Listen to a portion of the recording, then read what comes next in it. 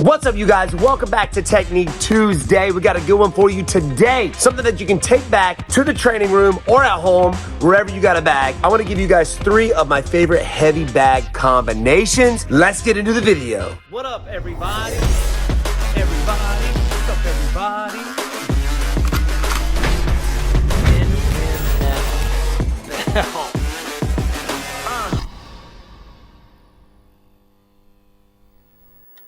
Now, for starters, I just want to let everybody know how important heavy bag training is if you're going to be a professional fighter, amateur fighter, fighting in general. Very important tool to have because it works on so many different things. Number one, it helps your technique. It also helps build power in your technique, helps you come up with different combinations that you can throw when you're out there sparring. And of course, it's a great cardio builder. Heavy bag work is super, super important. It could be a hanging bag or just a regular stand-up bag. So I do hours and hours of heavy bag work, man, let me tell you. If I'm just focused on cardio, or sometimes I'll do bag work just working on different combinations that I want to get better at. With all that said, get you a heavy bag so you can get to work. Quick safety tip when you're getting ready to do some heavy bag work, especially when it hits something hard, I always wrap my hands. Always wrap my hands. Make sure you know how to wrap your hands correctly. I suggest you guys check that video out. It is also on the YouTube channel. Anytime you do bag work,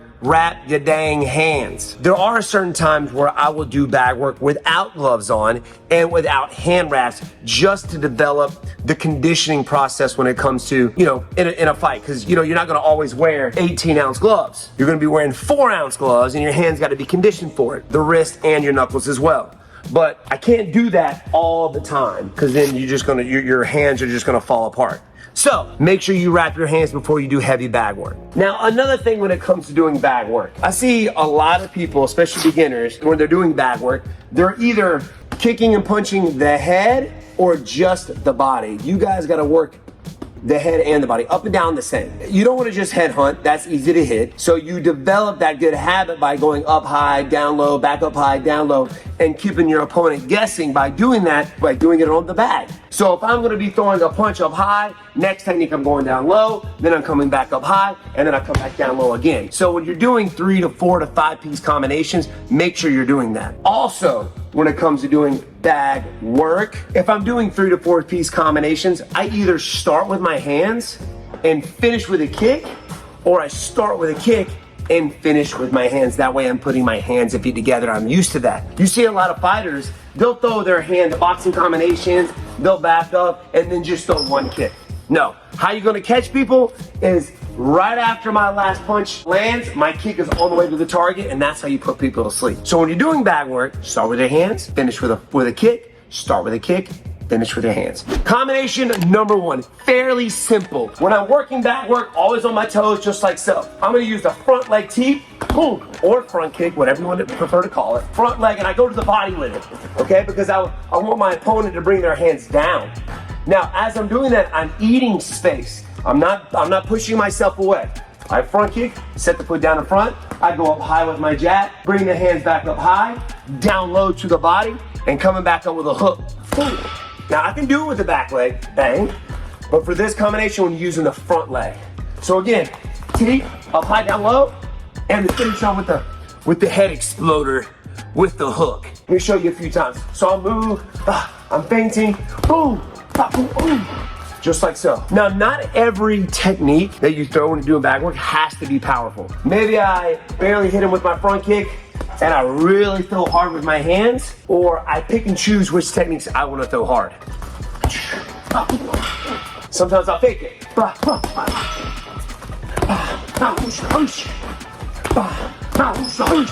Just like so. Love that combination. Into the next one. Next combination, I'm gonna be starting in close. So when you're doing bag work, you wanna work your long range technique, closing the gap, and you also wanna work in tight. Now, right now, I've got my left foot in front. Maybe I got this guy hemmed up against the ropes, in a corner, up against the cage, what have you. I've got him pinned here. My hands are nice and tight still. Out here, it's cool to to have your hands straight from your body a little bit, but the closer you get to your opponent, those hands better be tight, just like Mike Tyson. Boom, Hands right here. Now I've got my left foot in front, so I'm gonna start with my lead hand, which is my left hand. Now watch what I'm gonna do. I'm using the opportunity in my strikes to get myself into a kicking range, and I'm gonna finish with a good old fashioned head kick or body kick, whichever one you prefer. Now the first thing I'm gonna do, lead hand. I'm gonna go hook / uppercut to the body, boom. Now I'm getting that hand to drop, right? I'm getting that hand to drop, bang, because I'm coming back up high with my left hook. Now I'm gonna throw my right hand. Now if you notice, I started close. By the end of my punching combination, I have faded away from my partner just a little bit. They're up against something, so I'm kind of moving myself back. So I'm going low with the lead hand, bang, back up high with the hook. I throw my 2. Now I'm in perfect range for my back leg roundhouse kick to the head. I'm hemming them up against the ropes, the cage. I move tight now. Move it, move it. My goal is to throw that roundhouse kick before I bring that hand back, or as I bring it back. Watch.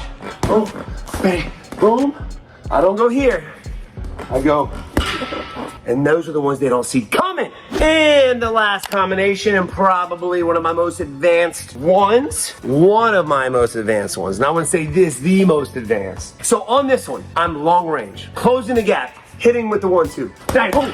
Now when I close the gap, I'm moving my front foot first, I'm shuffling. And I want to shuffle and throw my jab at the same time. Bang, boom. Now I'm gonna step with my back foot, moving to my right, stepping. Now if you notice, watch where my front hand went. I went 1, 2.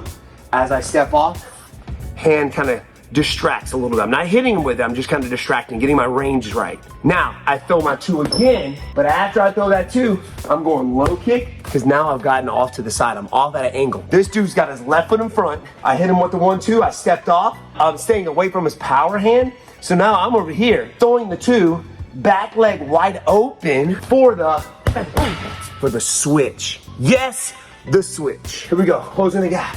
Now, boom, step, boom. Now here comes the back leg. Either go calf or hamstring, whatever you want to go. Bang, I hit.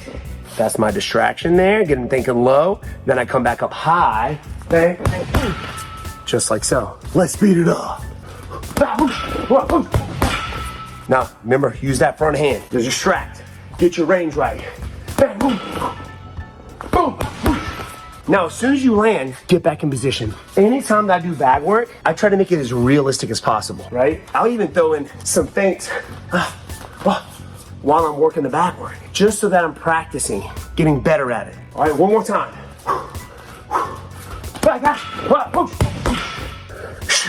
Thank you guys for joining me for this Technique Tuesday on a Friday, or whatever day it is now. Hit that subscribe button, throw some comments down below, turn on the notification so you know when our next upload is. I love you guys. Hopefully you'll be watching December 16th. Shavkat Rachmanov. Let's go. Peace.